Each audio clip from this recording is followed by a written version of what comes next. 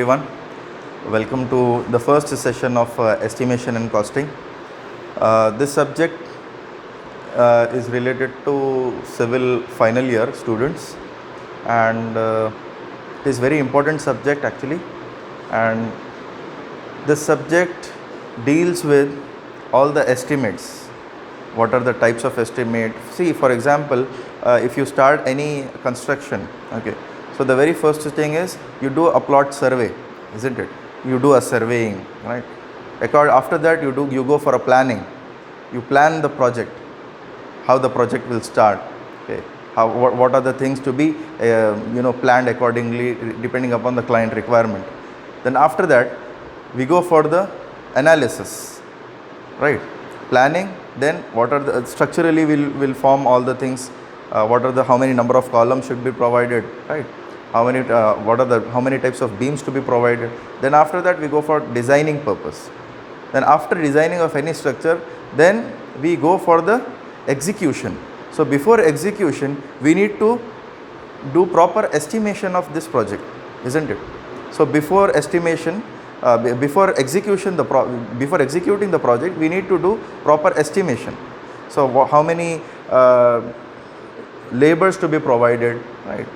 What are the materials to be provided in the construction, and what are the final fittings to be provided, isn't it? And accordingly, how much amount of steel is to be provided, how much amount of concrete, what is the quantity of concrete to be provided to be used in the construction. Then again, if the project is very big, if the project is more than 2 years or 3 years, if the duration of the project is 2 years or 3 years, then again there will be some fluctuation in the prices also. So depending upon those conditions also, we have to estimate the project, estimate the cost of project. Then accordingly, we have different types of contingencies and different types of fluctuations in the construction of any project. So depending upon that, we have to do proper estimation of the building or any project. So that thing we'll be learning in this subject. What are the things to be considered, what are the things we should not consider while doing the estimation and all. So those things are actually will be studied in this estimation and costing. So before that, I'll give you a brief thing about, as I told you just now, in case of your estimation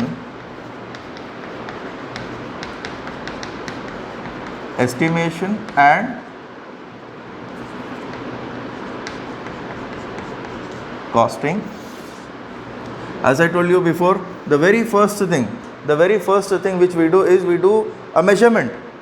What is the area, right? So the very first thing which we do is surveying. What is the area of that particular land? What are the measurements? What is the area, right?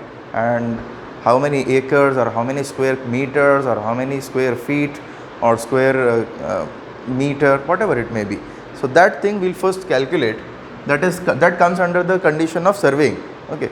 After that, we will go for the next step, that is we go for planning. Planning is nothing but it depends on the client requirement. If you are constructing a dam, then depending upon this surveying measurements, we have to construct a dam. We have to plan for a dam, or accordingly any building. If you take a small project, let us consider a small project. No need to go for the higher end projects. First we'll study about the small concepts, how the project is to be delivered and what are the things to be considered before calculation of before going for the estimate or before giving any estimate of any building. So let us take a small example of a building. Okay, suppose for example we are constructing a small building, that is a G+4 construction. Okay, and before that what we will do, we'll go for a measurement, isn't it? We first measure the plot. What is the dimensions x and y or y and z, whatever it may be, right? So that thing we'll be studying in surveying. Then after that we'll go for planning. Suppose for example it is a small area around 200 square yards or 300 square yards, then that thing what should be planned in that particular area, it depends on the client requirement. So he will be asking, sir, I want 3 bedrooms, 3 BHK flat or 2 BHK flat or 1 flat or 2 flats on each floor or 3 flats on each floor, isn't it? All those things will be planned in this step. That is nothing but your planning. We plan how to execute the project. I mean, what are the things to be provided, where to be provided, what is the location of the toilet, what is the location of kitchen, what is the location of bedroom and living room and staircase, lift, shafts, all those things will be planning in this one. Okay, that is nothing but your planning. How to plan all these things, where all these things to be situated, depending upon again client's requirement, the owner's requirement or client's requirement. Okay, after finalization of this planning, we go for analysis. What do you mean by analysis? Next thing is analysis. Analysis is something wherein we study what are the forces to be acting inside the complete structure, isn't it? Like the same thing which we have studied in TOS or structural analysis, theory of structures. That one is nothing but before designing we calculate what are the things to be, what are the weak points in a building, right? What are the strong points in a building, and where moment is more, shear force is more, all those things we study, isn't it? So that thing we'll do, in that step we do analysis. Then after that the fourth one we go for designing of structure. What do you mean by designing? Designing nothing but calculation of steel quantity. What is the size of the beam? What size of the beam to be provided? What size of columns to be provided? How many number of columns to be provided? How many number of footings to be provided? Isn't it? What should be the type of beam framing? Isn't it? How the beam to be provided inside the rooms and all that we will be designing in this particular step.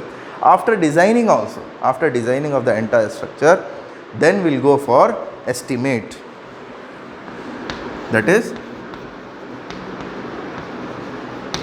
estimate. What do you mean by this estimate? What is the cost of this particular project? What is the cost of this entire structure? Okay, if you are going for the final end,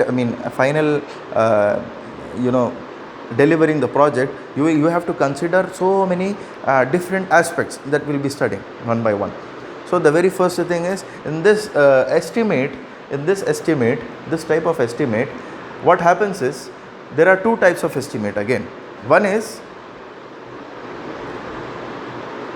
the detailed estimate, okay, and another one is approximate estimate. What is that? One is approximate estimate, another one is detailed estimate. So what do you mean by approximate estimate? So before this as I told you before, in this one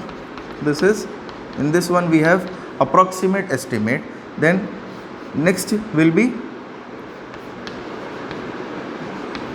detailed estimate. So in this approximate estimate, we do simple type of calculations. Okay, we include all many aspects actually. Let us take an example of this one. Here, suppose for example I have this land. Okay, this is land, client owner's land. Okay, so this is nothing but your plot area. Okay, this is plot area.